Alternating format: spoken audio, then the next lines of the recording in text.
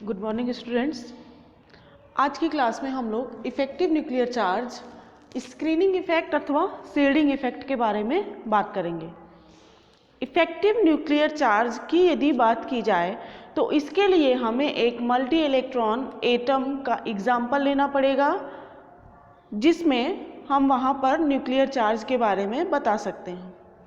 Multi electron atom कहने का मतलब ऐसा एटम जिसमें एक इलेक्ट्रॉन दो इलेक्ट्रॉन से ज़्यादा, है ना, दो से ज़्यादा इलेक्ट्रॉन्स हो, जिसमें वो मल्टी इलेक्ट्रॉन होंगे, 4, 5, 6 इस तरह से, जिसमें इलेक्ट्रॉन हो या उससे भी अधिक इलेक्ट्रॉन हो तो वो मल्टी इलेक्ट्रॉन सिस्टम या मल्टी इलेक्ट्रॉन एटम कहलाएगा। तो ऐसा कोई एलिमेंट लेते हैं जिसमें ज़्यादा मात्रा में इलेक्ट्रॉन्स है, जिसका एटॉमिक नंबर ज़्यादा है। सपोज सोडियम हम लोगों ने लिया, सोडियम का एटॉमिक नंबर होता है 11। हम लोग बात कर रहे हैं इफेक्टिव न्यूक्लियर चार्ज की। उसके लिए हम लोगों ने एक एलिमेंट सेलेक्ट किया है सोडियम। सोडियम का एटॉमिक नंबर है 11। इसका इलेक्ट्रॉनिक कॉन्फ़िगरेशन करते हैं सबसे पहले, तो वो हो जाएगा 1s2 2s2 2p6 3s1। Total electron इसमें कितने हैं? 11। अब इसे ऑर्बिट में फिल करेंगे। किसी भी एटम में सेंटर में एक न्यूक्लियस होता है, उसके बाहर सेल रहेंगे, सेल में सब सेल और उसमें इलेक्ट्रॉन्स, ऑर्बिटल्स में इलेक्ट्रॉन्स रहते हैं। तो ये इस तरीके से सोडियम के लिए हम लोगों ने एक ड्रॉ तैयार किया है, जिसमें इलेक्ट्रॉन्स को अभी रिप्रेजेंट करेंगे। ये पहला सेल, सेकेंड सेल एंड ये थर्ड सेल, ठीक है। और ये हो गया हमारा पॉजिटिव चार्ज, मतलब कि न्यूक्लियस। न्यूक्लियस में क्या रहता है? प्रोटॉन। तो यहाँ पर टोटल 11 प्रोटॉन भी होंगे और 11 इलेक्ट्रॉन्स भी रहेंगे। अब इस न्यूक्लियस के बाहर में फर्स्ट सेल में कितने इलेक्ट्रॉन हैं? 2। ये 2 इलेक्ट्रॉन्स हम लोगों ने रिप्रेजेंट किया। एंड सेकेंड सेल में कितने इलेक्ट्रॉन हैं? 8। 1 2 3 4 5 6 7 8।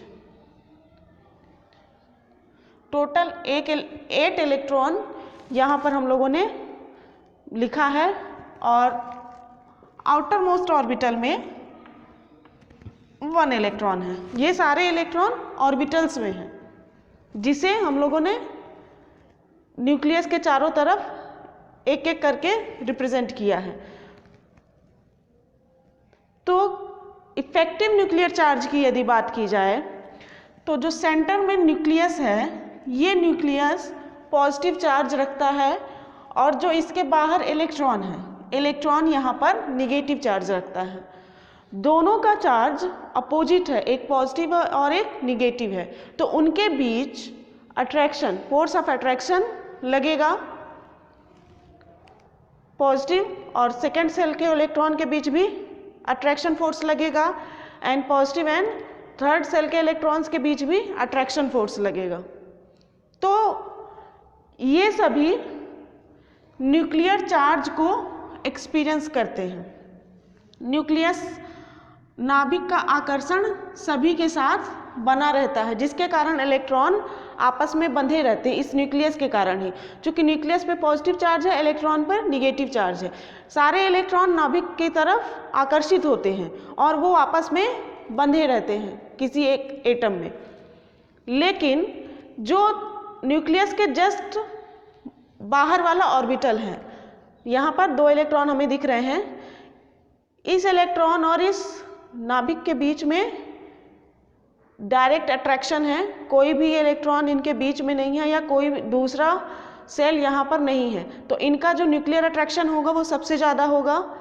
फिर इसका न्यूक्लियर अट्रैक्शन भी थोड़ा कम होगा, और आउटर मोस्ट ऑर्बिटल का न्यूक्लियर अट्रैक्शन और कम होगा, क्योंकि यहाँ पर इलेक्ट्रॉन और नाभिक के बीच केवल अट्रैक्शन फोर्स लग रहा है ना। लेकिन सेकेंड सेल की यदि बात की जाए तो यहाँ पर इलेक्ट्रॉन और न्यूक्लियस के बीच में अट्रैक्शन फोर्स के साथ साथ इलेक्ट्रॉन इलेक्ट्रॉन के बीच रिपल्सन फोर्स भी वर्क कर रहा है, क्योंकि यहाँ पर एक सेल मौजूद है।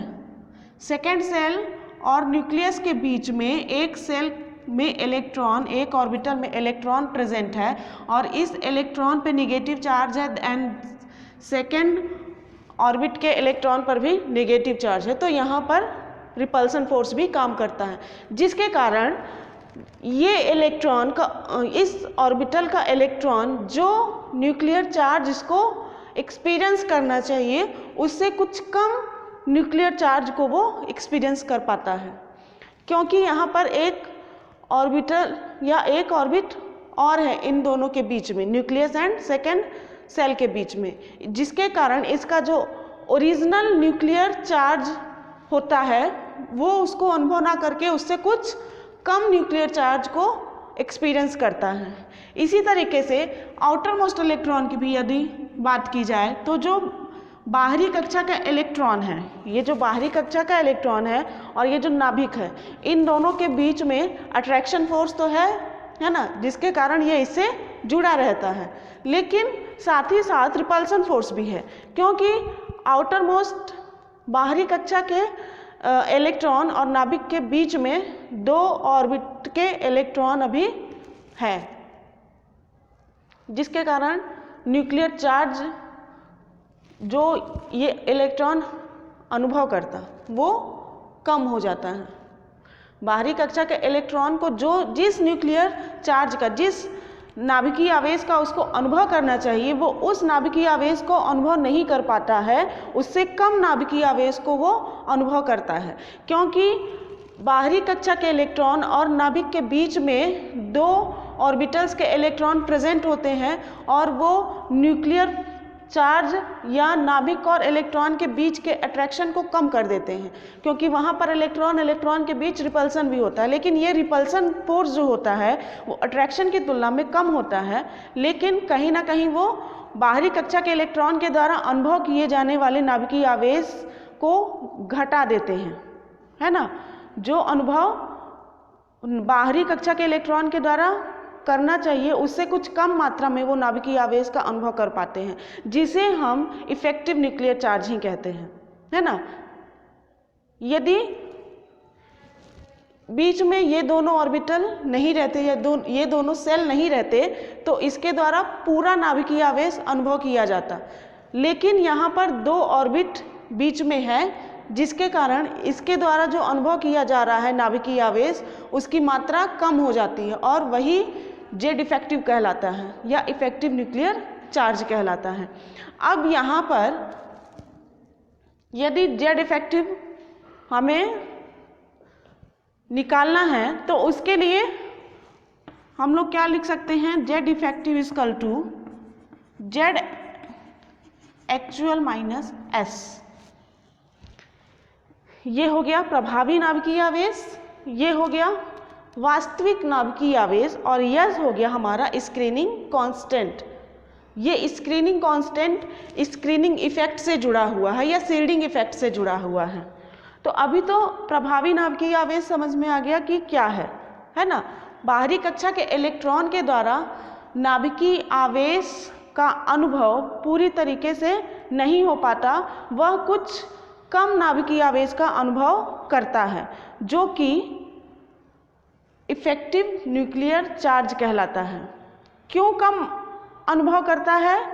क्योंकि नाभिक और बाहरी कक्षा के इलेक्ट्रॉन के बीच में इलेक्ट्रॉन्स भरे होते हैं, जिसके कारण इलेक्ट्रॉन इलेक्ट्रॉन के बीच में रिपल्सन फोर्स भी वर्क करता है, जो कि न्यूक्लियर चार्ज की वैल्यू को घटा देता है। अब इन दोनों ऑर्बिटल्स में जो इलेक्ट्रॉन हैं, ये सारे इलेक्ट्रॉन्स क्या करते हैं, एक शील्ड का काम करते हैं, न्यूक्लियस को एक तरह से शील्ड कर देते हैं, जिसके कारण वो एक इफेक्ट डालते हैं बाहरी कक्षा के इलेक्ट्रॉन के ऊपर। वो इफेक्ट क्या कहलाता है, स्क्रीनिंग इफेक्ट या शील्डिंग इफेक्ट। वो एक तरह से न्यूक्लियस को रक्षित कर रहे हैं, है ना, न्यूक्लियस की रक्षा कर रहे हैं बाहरी इलेक्ट्रॉन के आकर्षण से।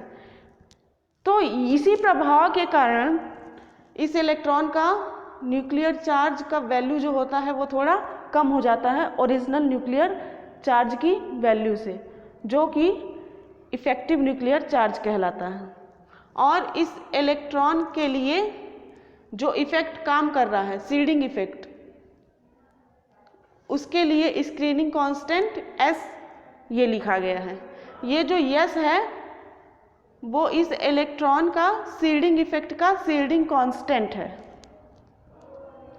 न्यूक्लियस के चारों तरफ उपस्थित इलेक्ट्रॉन बाहरी कक्षा के इलेक्ट्रॉन के नाभिकीय आकर्षण में कमी कर देते हैं, या न्यूक्लियस के चारों तरफ के इलेक्ट्रॉन बाहरी कक्षा के इलेक्ट्रॉन का नाभिक से आकर्षण में एक परिरक्षण का काम करते हैं, जिसे हम सीडिंग इफेक्ट कहते हैं। और सीडिंग कांस्टेंट के लिए यहाँ पर S लिखा गया है। तो effective nuclear charge, screening effect and seeding effect की बात यहाँ पर हो गई। अब हमें किसी भी एटम के इलेक्ट्रॉन्स के लिए जेड इफेक्टिव कैलकुलेट करना होता है। तो जेड इफेक्टिव को कैलकुलेट करने के लिए स्लेटर ने कुछ पॉइंट्स दिए थे, कुछ रूल प्रोवाइड्स किए थे, है ना। वहाँ पे कुछ वैल्यू उन्होंने दी थी कि यदि सोडियम के ही आउटर मोस्ट ऑर्बिटल के इलेक्ट्रॉन का हमें सीडिंग इफेक्ट, जेड इफेक्टिव निकालना है तो कैसे निकालेंगे।